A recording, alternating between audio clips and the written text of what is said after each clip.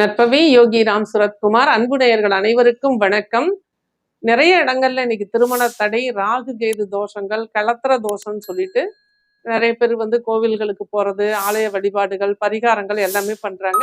சின்னதா ஒரு விஷயம் சொல்றேன், செஞ்சு பாருங்க. நிச்சயமா அதுல திடீர்னு ஒரு மாற்றம் உங்களுக்கு கிடைக்கும். ஏன்னா இந்த ராகு கேது தோஷத்திற்கு உண்டான வழிபாடுன்னு பாத்தீங்கன்னா அம்மிக்கல் வழிபாடு. அம்மிக்கல்ல நல்லா உங்க வீட்டோட தெற்கு திசையில, குறிப்பா தென்கிழக்கு திசையில வச்சு நல்லா கழுவிட்டு மஞ்சள் நல்லா பூசிட்டு மஞ்சள் குங்குமம் வச்சு அது மேலேயே இந்த குழவி அரைக்கக்கூடிய அந்த குழவியும் வச்சுட்டு அதுக்கு தீபம் ஏற்றி, ஒரு நெய் தீபம் ஏற்றி, டெய்லி 48 நாள் நெய் தீபம் ஏற்றி தூப தீப ஆராதனைகள் காட்டி அந்த இடத்துல வழிபாடு பண்ணுங்க.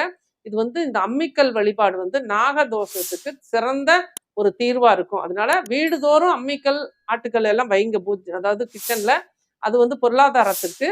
இந்த அம்மிக்கல் வழிபாடு அப்படிங்கிறது நாகதோஷத்திற்கு ஒரு தீர்வு கொடுக்கறதா இருக்கும். திருமண தடை உள்ளவங்க எல்லாம் இதை பயன்படுத்துங்க. நிச்சயமா திருமணம் விரைவில் கைகூடும். நன்றி, வாழ்த்துக்கள்.